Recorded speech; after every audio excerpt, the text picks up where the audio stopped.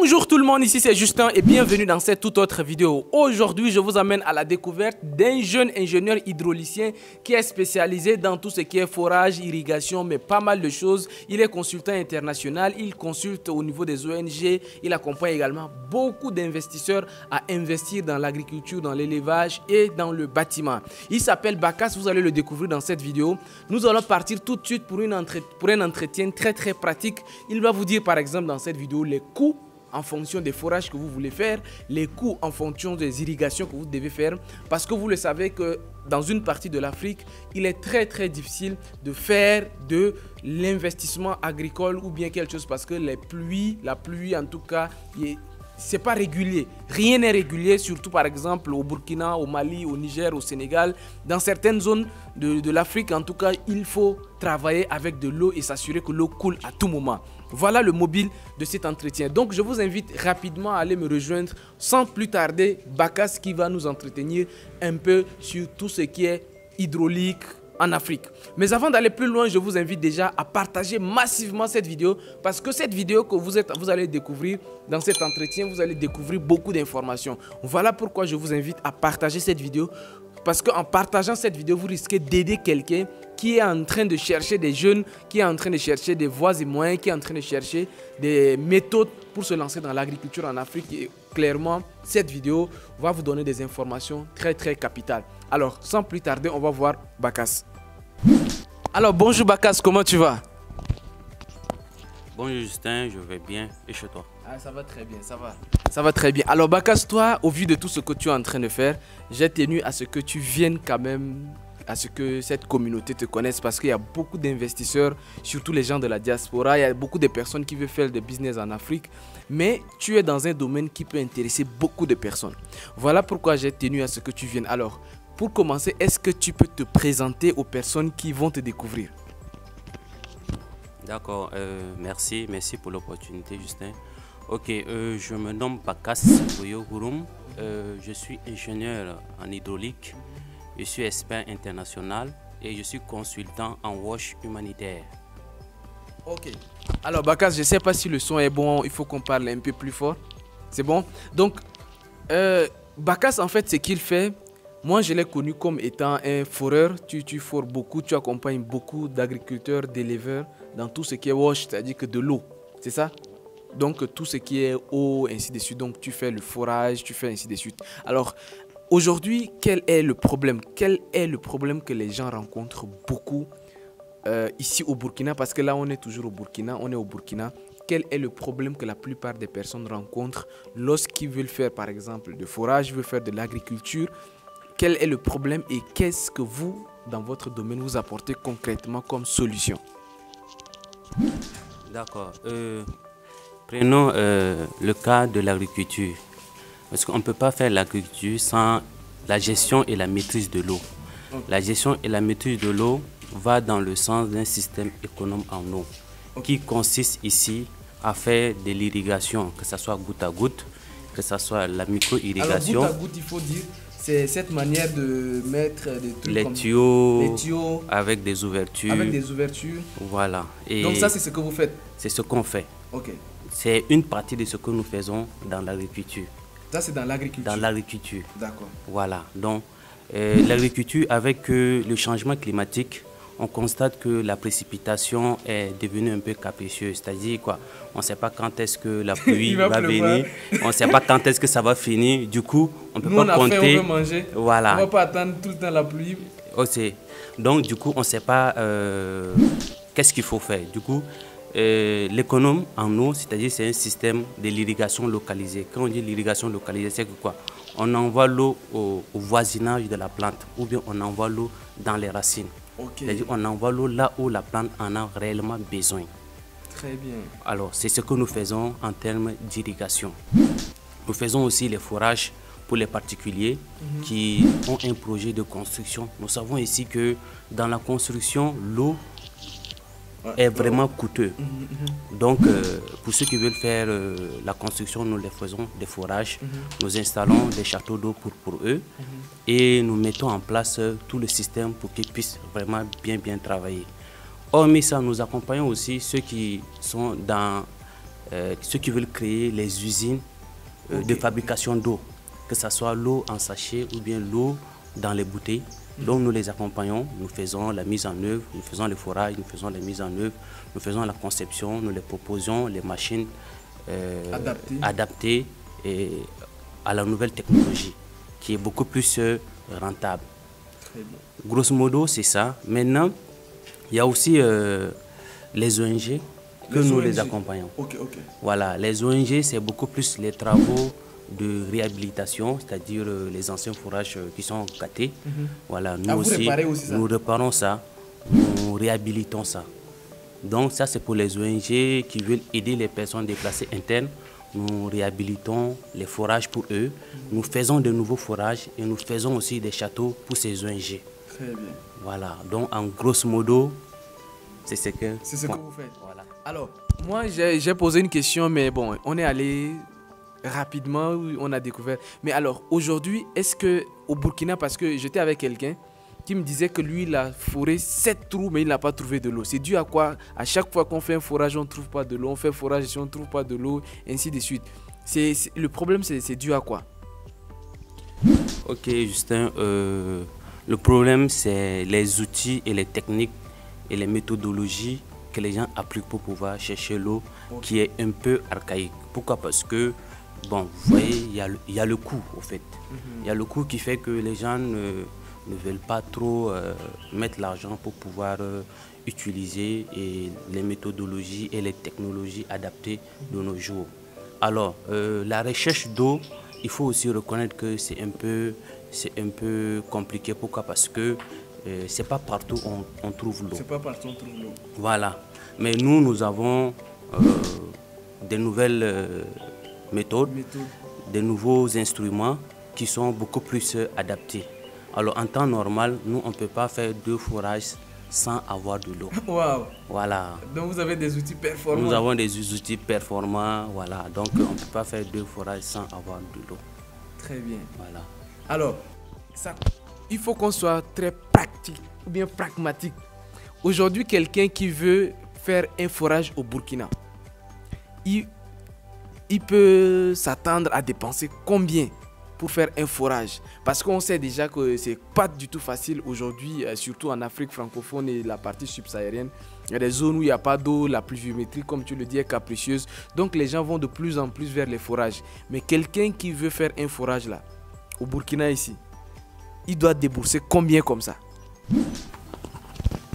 Ok, pour la ville de Ouagadougou, où nous sommes basés, le forage coûte autour de 1,5 million. Ça, c'est nous qui faisons l'implantation.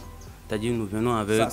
Les 1,5 million prend en compte quoi et quoi? Les 1,5 million prend en compte l'implantation, c'est-à-dire on fait venir un géophysicien qui fait l'implantation avec nos instruments, qui coûte autour de 300 000 francs. Et le forage proprement dit est à 1,2 million. Donc le tout, ça fait 1,5 million francs. Nous faisons un forage à Ouagadougou. Ça, c'est à Ouagadougou? À Ouagadougou. Maintenant, mais si c'est dans des coins un peu reculés? Voilà, si c'est dans des coins un peu reculés, nous ajoutons 100 francs sur chaque kilométrage. Ok. Voilà. En fonction de la distance. D'accord. Voilà. Si on doit aller à 100 km, vous prenez 100 francs multiplié par 100. Par 100. Voilà. Donc vous ajoutez 100 000 francs dessus? En quelque sorte. En quelque sorte. Voilà. D'accord. Ok. Très bien. Alors, il y a encore une autre question. Vous, en fait, le forage, vous venez, vous dites qu'il y a le matériel, mais est-ce que c'est vous qui construisez les châteaux là? Ou bien il faut tout expliquer pour que nous on comprenne. Si nous on veut investir dans l'agriculture ici, pour faire l'agriculture 12 mois sur 12, ou bien on veut faire un business ici, il faut qu'on sache un peu qu'est-ce que vous faites, qu'est-ce que vous ne faites pas, et le prix que tu dis inclut quoi? D'accord. Le prix des 1,5 million, c'est uniquement les forages à Ouagadougou, sans les installations, sans les installations, que ce soit en château ou bien en PMH. Il n'y a pas de château dedans? Il n'y a pas de château dedans, c'est uniquement en fort et on équipe avec les PVC. Ok, donc vous faites le forage. On équipe avec le PVC qui sort à 1 mètre du sol. À 1 mètre du sol. Comme vous avez l'habitude de voir un peu partout. Voilà. Et vous fermez? On ferme ça. PVC. Voilà. Maintenant, si la personne veut faire une installation, que ce soit en château d'eau. Nous dimensionnons, nos prix vont de 1 mètre cube jusqu'à 20, 30 mètres cubes. 30 mètres cubes comme ça. Voilà. Donc, il y a des types de châteaux aussi. Il y a des supports avec des polytanks. Il y a des châteaux métalliques. Et il y a des châteaux qu'on construit avec du béton. Et on pose le polytank dessus. Donc, ça dépend de l'option que la personne va choisir. Nous allons lui donner un prix. Et en plus, la quantité d'eau dépend du travail qu'on veut faire avec. D'accord. Voilà. Donc, si c'est 1 mètre cube, les prix varient, 2 mètres cubes, ainsi de suite. D'accord, d'accord. Voilà. Ok. Très très bonne question. Ça permet aux personnes de se faire une idée, surtout la diaspora, si vous voulez investir en Afrique, dans l'agriculture et dans l'élevage, vous n'allez pas éviter l'eau. C'est ça, c'est si vous, parce que généralement, il y a toujours ces problèmes d'eau là, surtout quand il s'agit vraiment de l'agriculture et de l'élevage. Maintenant, il y a un autre aspect également où vous intervenez dedans. Il faut nous donner également des informations très claires là-dessus. Quand vous parlez de l'irrigation, alors, comment vous facturez les gens sur irrigation? Quelqu'un qui veut venir, par exemple, faire 2 km de tomates, ou bien 2 hectares de tomates, ou bien, voilà, comment vous facturez l'irrigation? Quelqu'un qui veut venir investir dans l'irrigation, parce que dans les zones, il y a certaines zones, les gens ils travaillent uniquement avec la pluie. En Afrique centrale, un peu, vers la partie un peu septentrionale, il a dit qu'il y a Cameroun, Gabon, les gens ils ne comptent pas installer ça, mais dans cette partie-là, un peu le Burkina, le Mali, un peu au nord du Sénégal, le Niger. Là, vous avez besoin de ça pour faire vos business de l'agriculture et de l'élevage en Afrique. Donc, c'est intéressant quand même que Bakas, qui est un expert en ces domaines, tu es un expert international. Donc, tu vas nous dire un peu le prix d'installation agricole par hectare comme ça, pour qu'on ait une idée de comment celui qui veut investir peut déjà prévoir ça. D'accord. Maintenant, nous faisons l'irrigation en fonction des plantes. Il faut reconnaître qu'il y a des plantes qui ont besoin de beaucoup d'eau. Il y a des plantes qui ont besoin de moins assez d'eau. Quelles sont les plantes, par exemple, qui ne prennent pas beaucoup d'eau? Les plantes qui ne prennent pas beaucoup d'eau, prenons par l'exemple des piments. Le piment, par exemple. Le piment. Ouais, c'est vrai, voilà, le piment n'a pas besoin de beaucoup d'eau comme ça. Voilà, mais quelqu'un qui veut faire, par exemple, la culture maraîcher, par exemple, lui, il aura besoin beaucoup plus d'eau. D'accord. Voilà. Donc, c'est en fonction de ça? C'est en fonction de ça qu'on essaie de faire le dimensionnement. Parce que il faut aussi voir qu'il faut vraiment dimensionner. Alors, sur l'hectare, tout dépend de là où le dispositif existe. Supposons un dispositif, un château d'eau qui est à 500 mètres, c'est-à-dire ou bien à 1 km. Il faut aussi voir toute la canalisation pour envoyer l'eau là où il y a les plantes. D'accord. Voilà. Donc, l'hectare, nous le facturons autour de 1 million. 1 million, ça prend tout, que ce soit des plantes qui ont besoin de beaucoup d'eau, parce qu'il y a aussi l'espacement. Parce qu'il y a des plantes qui ne sont pas espacées de la même façon. Il y en a qui sont beaucoup plus espacées, il y en a qui sont moins espacées. Donc tout ça là, ça joue, parce que ça prend beaucoup plus d'outils, beaucoup plus d'équipements. Très bien. Voilà. Donc 1 million pour l'hectare. C'est déjà la moyenne. C'est déjà la moyenne. Très bien. Voilà. Donc, on va résumer rapidement pour toutes les personnes qui sont dans la diaspora, ou même il y a des gens même qui sont ici au Burkina, mais qui ne connaissent pas toutes ces informations, ils n'ont pas de prix, comment on peut facturer telle chose. Donc, si vous voulez investir dans l'agriculture, dans l'élevage, dans tout ce qui a besoin d'eau, voici un peu le prix, les fourchettes de prix. Mais Bakas, quand même, il y a des gens qui sont déjà en train de se poser cette question dans leur tête, je sais. Comment on peut te contacter? Ou bien comment toi tu travailles?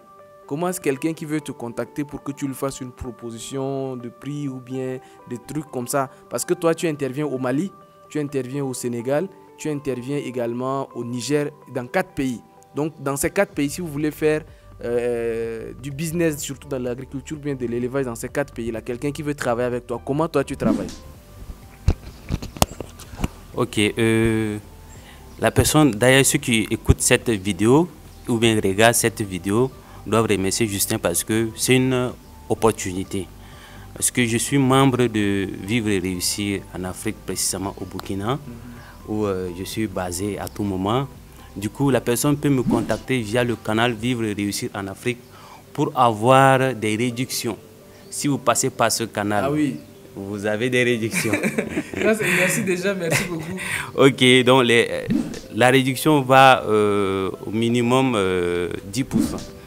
Alors, nous sommes une entreprise qui existe juridiquement ici au Burkina et nous avons des succursales dans les 4 pays que Justin a cités.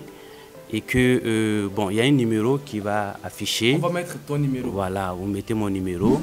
Ok, donc en grosso modo, c'est ça. Très bien. Merci beaucoup Bakas pour cette ouverture d'esprit. Parce que ça, moi j'ai demandé à beaucoup d'ingénieurs hydrauliques de venir faire des interviews, déjà depuis le Sénégal, de nous donner des prix. Ils disent que non, Justin, ça c'est confidentiel. Il faut qu'ils viennent ici, on va leur dire, on va les facturer. Et j'arrive au Burkina, je rencontre un jeune qui est vraiment à plein pied dans cette activité et qui dit qu'il n'y a pas de souci pour toutes les personnes qui veulent investir dans l'agriculture, dans l'élevage, dans tout ce qui est forage, tout ce qui est eau, il peut les accompagner et c'est comme ça que j'ai tenu à faire cette interview avec lui. Merci beaucoup Bakas, merci pour ton ouverture d'esprit et je vais mettre ton numéro là pour toutes les personnes qui veulent te contacter, qui veulent des conseils. C'est pas forcément pour que ça soit pour vous, hein. Il se peut que prenez déjà son numéro, le numéro qu'on va mettre là. Il faut d'abord prendre le numéro, gardez d'abord le numéro.